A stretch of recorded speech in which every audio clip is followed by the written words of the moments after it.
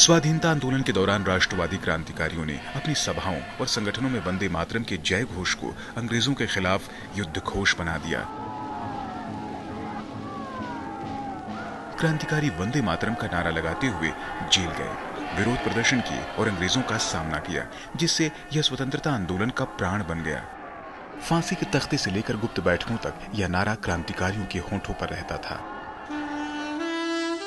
स्वतंत्रता संग्राम के दौरान बंगाल की क्रांतिकारी गुप्त संस्था अनुशीलन समिति ऋषि बंकिम चंद्र चटर्जी द्वारा आनंदमठ में रचे उनके गीत वंदे मातरम के आदर्शों से प्रेरित थी, जिसका एकमात्र लक्ष्य ब्रिटिश शासन को समाप्त करना था। प्रमथनाथ मित्र और सतीश चंद्र बसु द्वारा 1902 में स्थापित अनुशीलन समिति के सदस्यों के बीच वंदे मातरम का विशेष स्थान था। इसके प्रशिक्षण शिविरों की शुरुआत और समाप्ति वंदे मातरम के साथ ही होती थी।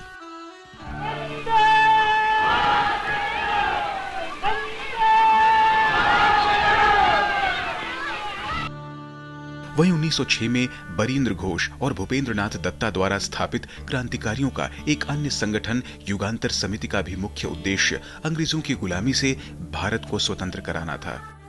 खुदीराम बोस, प्रफुल्ल चाकी, बाघा जतिन और बिनोय बादल दिनेश जैसे अमर क्रांतिकारी इसी संस्था से जुड़े थे, जिन्होंने वंदे मातरम का नारा लगाते हुए अंतिम सांस तक मातृभूमि की रक्षा की और अंग्रेजों का विरोध किया।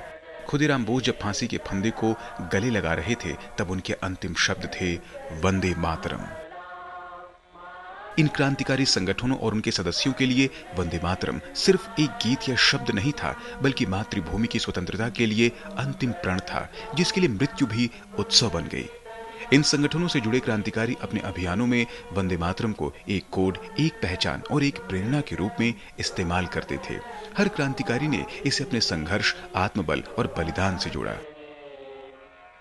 भगत सिंह और उनके क्रांतिकारी साथियों के लिए वंदे मातरम सिर्फ एक नारा नहीं, बल्कि मातृभूमि के प्रति प्रेम, स्वतंत्रता की लड़ाई का प्रतीक और आत्मबल का स्रोत था, जिसे वे जेल में, कोर्ट में और हर क्रांतिकारी गतिविधि में पूरे उत्साह के साथ बोलते थे। वंदे मातरम का जिक्र भगत सिंह की डायरी में भी मिलता है। भगत सिंह अपने पत्रों में वंदे मातरम से अभिवादन करते थे।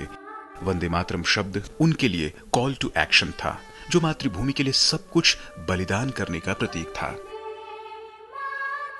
वहीं चंद्रशेखर आजाद जब भी क्रांतिकारी साथियों को संबोधित करते, तो वो अंत में वंदे मातरम जरूर बोलते थे। वे इसे भारत की अस्मिता का प्रतीक मानते थे। साम्राज्यवादी ताकत से भारत को स्वतंत्र कराने के लिए मदन लाल ढींगरा, रामप्रसाद बिस्मिल, रोशन सिंह, राजेंद्र नाथ लाहिड़ी, रामकृष्ण विश्वास जैसे अनगिनत क्रांतिकारी वंदे मातरम कहते कहते फांसी के फंदे पर झूल गए। चटगांव जेल में मास्टर सूर्य सेन को 1934 में जब फांसी दी गई, तब उन्होंने अपने साथियों को पत्र लिखा, जिसमें वंदे मातरम लिखा हुआ था। वंदे मातरम का मंत्र गदर पार्टी के क्रांतिकारियों के साथ अमेरिका भी पहुंचा और आजाद हिंद फौज में भी गूंजा।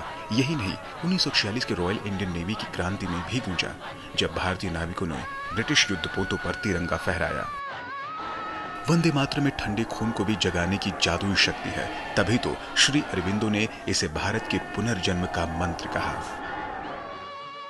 वंदे मातरम भारतीय स्वतंत्रता संग्राम के क्रांतिकारियों के लिए कोई सामूहिक औपचारिक गीत नहीं था, बल्कि यह देश की आजादी के लिए सर्वस्व त्याग का प्रतीक था। यह खुदीराम बोस की मुस्कान, श्री अरविंदो की लेखनी, बारिन्द्र घोष का संगठन, बाघा जतिन की बंदूक और भगत सिंह की विचारधारा में जीवित था।